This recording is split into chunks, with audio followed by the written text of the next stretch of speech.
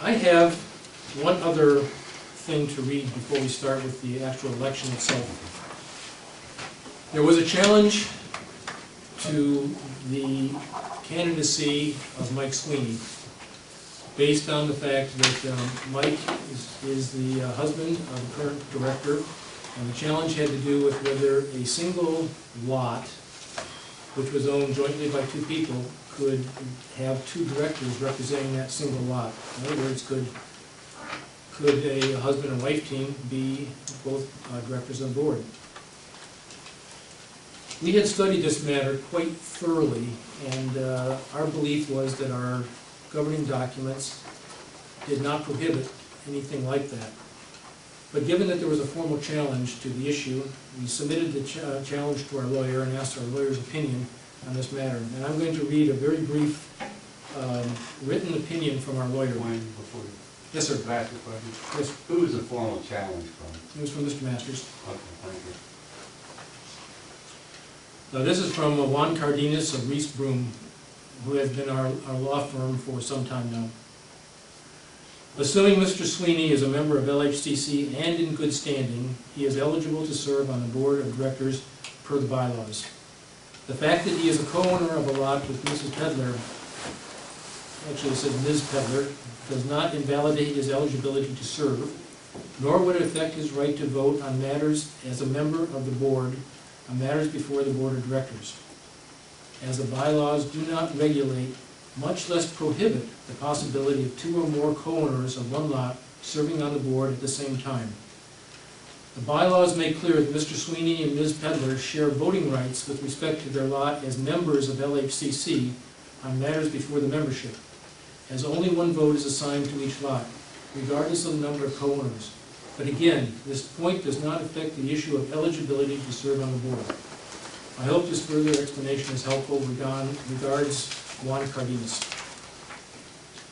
As such, we recognize the legitimacy of both Mr. Masters' candidacy and Mr. Sweeney's candidacy.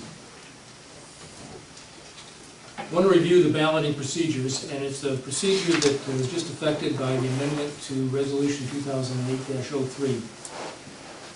We will be conducting the election by open vote, not in secret ballot. And the way we are going to conduct that is each board member will be polled after the candidates make their presentation, and each board member will give his or her the name that he or her wishes to elect to the board. A simple, around-the-table voting process. Understood? Okay, presentation by the candidates. Mr. Masters is not present tonight. Mr. Sweeney, would you like to make a presentation to the board? Just a brief statement.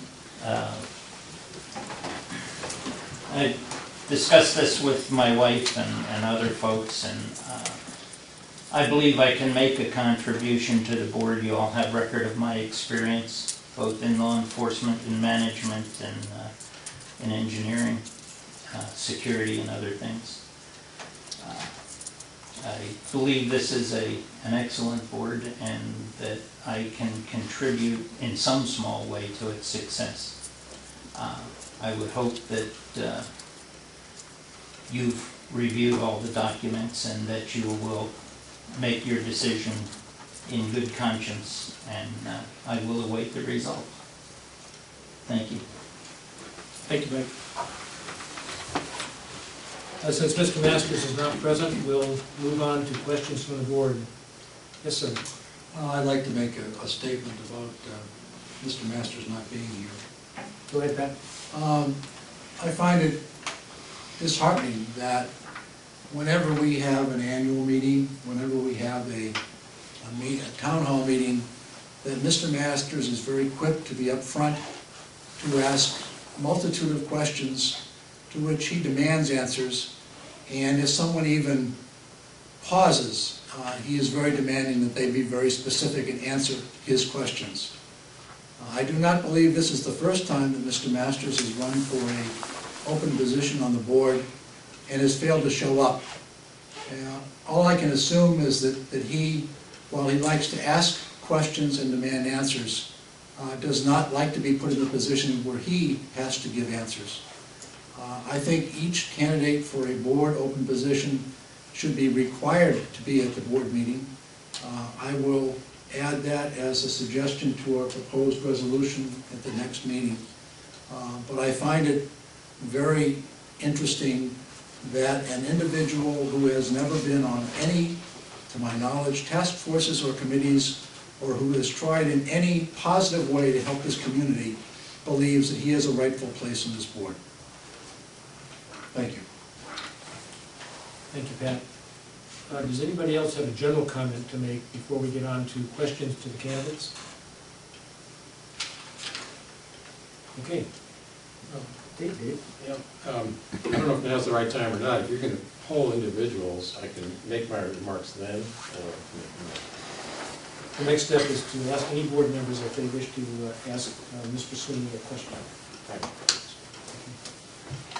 Does anybody on the board wish to ask Mr. Sweeney any questions?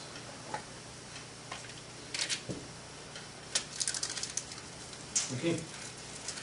On we go to the election.